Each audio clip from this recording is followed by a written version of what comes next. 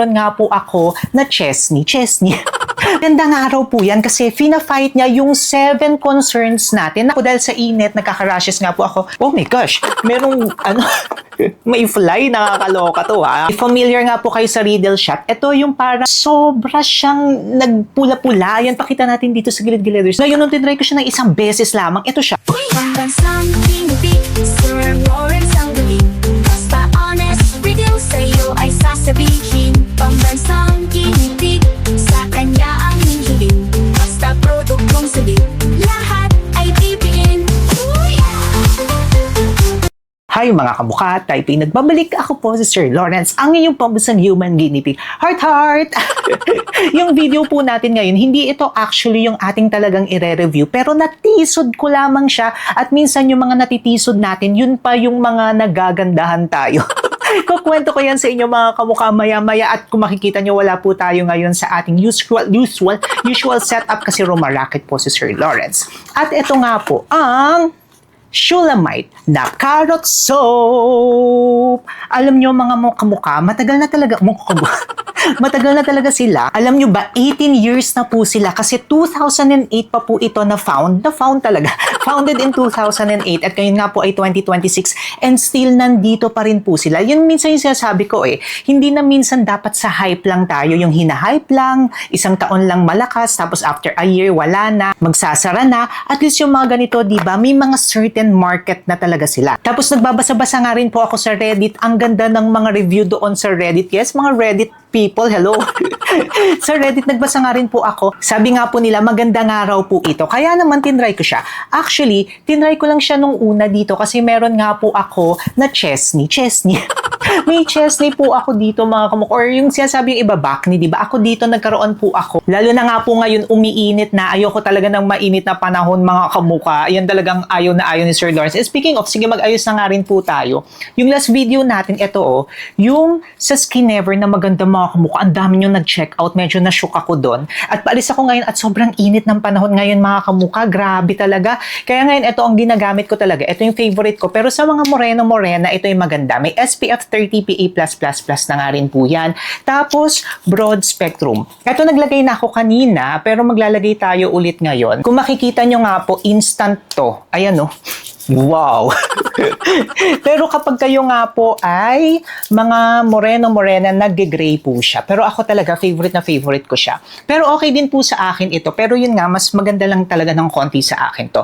Okay, let's go back nga po dito kay Shulamite. Alam nyo, itong carrot soap na nga po na ito, maganda nga araw po yan kasi fina-fight niya yung 7 concerns natin. Nakalagay nga rin po yan dito sa likod. Unang-una, kapag may mga pimples, blackheads, whiteheads, kung may mga darkening marks kayo, okay nga raw po yan sa inyo. Tapos kung may oily skin nga raw po kayo, tapos gusto nyo nga po makontrol, pwede nga rin po siya. Then, kung may mga excessive sweat, mild rashes and irritations, na pag-uusapan natin maya-maya, perfect nga raw po itong product na ito sa inyo. Tapos yung iba sa Reddit, sinasabi nila, pumuputi sila dito ha. Yun yung mga sinasabi nila yon. Tapos clinically proven nga raw po siya. Okay, yan nga po ang kagandahan ng carrot soap. Yung carrot soap nga po, clinically proven nga po yan. Kaya okay na okay po yan, pinag-aralan talaga yung carrot at saka yung mga effect niya sa ating katawan. Experience time! Okay, anong na ba yung naging experience ko dito? Baka ma-board kayo mga kamukha, naiisa lang yung ating Ang ganda rin dito, Ayan, kaso nga lang dilim. Wala tayong magagawa mga kamukha, dito na lamang tayo. Ayan, nagwo-work kasi tayo, nagmo-model din tayo, tapos tumutulong tayo sa production. So, okay. For my experience nga po, mga kamuka. So, ang nangyari nga po sa akin, nagkaroon ako dito ng Chesney. So, nagkaroon po tayo ng acne dito, pero ngayon nawala siya, in fairness. Nagkaroon nga po tayo dyan, papakita ko na lang po yan dito sa gilid-giliders natin. Nagkaroon tayo dyan, mga kamuka. Yun nga po, dahil sa init, nagkaka-rashes nga po ako. Pero ngayon, kung makikita nyo, wala. Tapos, naghanap nga po ako na pwede natin na maging solution dito. And alam nyo mga kamuka, umokay po siya. Tapos ito pa nga po, di ba? Sabi ko sa inyo, natisod lamang talaga natin din ito. Bakit ko siya natisod at bakit ko talaga siya na-feature? Nung isang beses nga po mga kamuka, or dito nga po sa channel natin, di ba, nagre-review ako ng mga products. So, tinry ko po, ano yun, may parang, oh my gosh, merong, may fly, nakakaloka to, nakakaloka ng langaw, nakikisali sa pagre-review ko.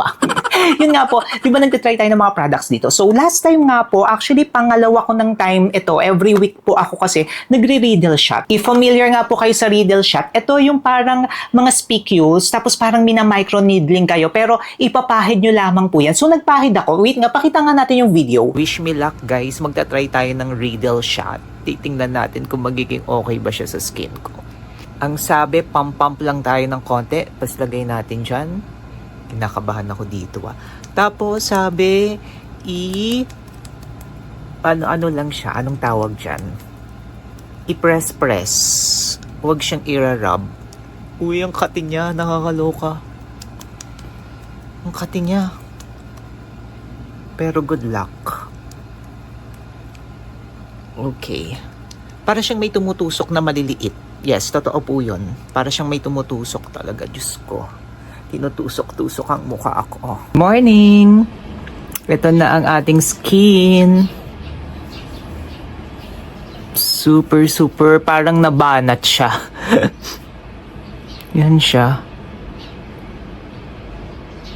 Ayan o, pag kumikinang. Yan. So, combination siya nung Riddle Shot plus Nivea. Naging okay naman nga po siya sa unang try ko mga kamuka. Pero ang taas niya na, if i-compare natin siya sa VT Cosmetics, nasa 700 nga po siya. Kaya mataas yun. Kasi yung iba 50 lang, yung iba 100. Ito nga 700 agad mga kamuka. Kaya sabi ko once a week lamang po siya ilalagay. So nung una ko nga po siyang tinry, okay naman po siya.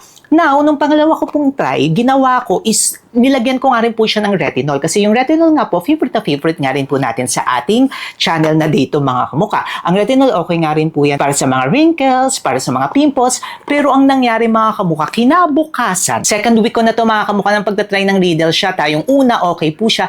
Pero nung pangalawa mga kamuka, grabe. Dahil mainit nga rin po ngayon, sobra siyang nagpula-pula. Yan, pakita natin dito sa gilid-giliders. Namula talaga siya ng todo. Kaya sabi ko, hala, bakit namula? Tapos sabi ko, grabe talaga yung dito na area. Sobrang namula yan. Tsaka dito na area ko, mga kamukha. Tapos nagpimple-pimples pa nga rin po ako. Kaya sabi ko, Diyos ko po. Sabi ko nga doon sa friend ko si Sophie. Ayan, hello kay Sophie na friend ko. Sabi ko sa kanya, hala, grabing nangyari sa akin. Tapos yun nga po, accidentally, na nire-review ko nga rin po ito para nga dito sa aking chesney. Sabi ko, why not itry ko lang siya? Sabi ko, try ko. Wala naman tayo mawawala. Pambansang ginipig na nga po ako, di ba? Kaya take risk na lang, no? Bahala na, di ba? Kaya yun, nag-take risk ako mga kamukat. Sabi ko, try ko lang isang beses. So pagka-try ko sa kanya, di ba namumula siya nga kasi ang hapdi-hapdi niya mga kamukha kasi na-irritate siya, nasisira yung skin barrier ko.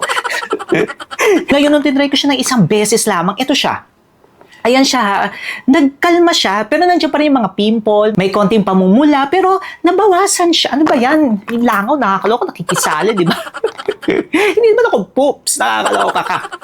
So, yun nga po, nabawasan siya. Tapos, ang kagandahan niya, hindi nga siya ganun kahapde kapag ginamit natin siya. Kasi kung kojic acid to, mga kamuka, may ramdam na talaga akong hapde eh. Tapos, ang isa pa sa naramdaman ko sa kanya ha, sa paggamit ko nito, hindi siya yung parang nagbabanat.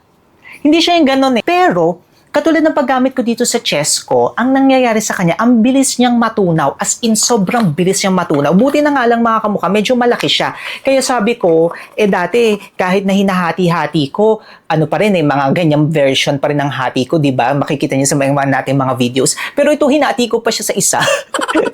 Baka gusto ko pa nga siyang hatiin ng isa pa sa kalahati pa. Para matansya ko talaga, para hindi tayo masayangan. Kasi kapag malaki nga po, tapos yun nga, tubig, nasasayang siya kasi mabilis talaga siya matunaw. So I think, yun yung downside niya. Pero now, I understand kung bakit ang daming nagkakagusto nito.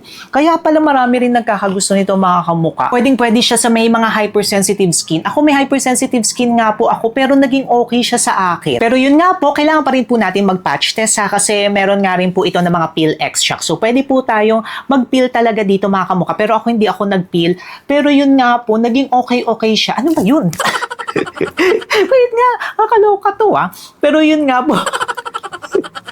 Pero yun nga po mga kamukha, okay nga po siya para sa akin. Natisod ko nga lang po ito, pero gagawin ko pa nga po or gagamitin ko pa nga rin po ito mga kamukha. Gusto ko lang talagang ipakita siya sa inyo as of the moment na, uy wow, natuwa ako dito Hindi ko ine-expect na itong carrot soap na to, okay na okay siya.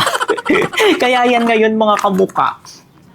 I am recovering from the riddle shot. Yes, makikita nyo na parang kumikinang pa rin siya. Pero yun nga po, medyo nasira yung skin barrier natin. Kaya aalagaan natin yan ulit mga kamuka. At maging okay po tayo. Update tayo mga kamuka. Editing na po kami. Pero isisingit ko lang to. Ngayon gumaling-galing na po yung face ko. Ayan siya. Ginagamit ko yung carrot soap. Ayan po muna yung ginagamit ko.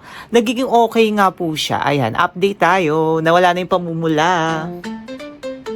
So far, so good siya sa akin. Very good ka. Shulamite ha. Ayan, Shulamite. Naku, baka Dolomite Beach to. Charing. Kaya mga kamukha, ano masasabi niyo dito kay Shulamite? O parang walang nangyari sa skin ko, di ba? Mag-comment kayo dyan sa baba at magkwentuhan tayo. Siyempre, kung gusto niyo po pong mapanood ng iba pa nating mga videos habang kasama ko ito si Little Playa. Ayan, mag-comment kayo dyan. Ay, magpindutin niyo. Siyempre, mag-subscribe na rin kayo kay Sir Lawrence. Paano ba yan mga kamukha? Magkita-kita po tayo sa susunod dating video at ako po ay rumarakit dito. Kita-kits po tayo. Click niyo to para hindi niyo ako mamiss.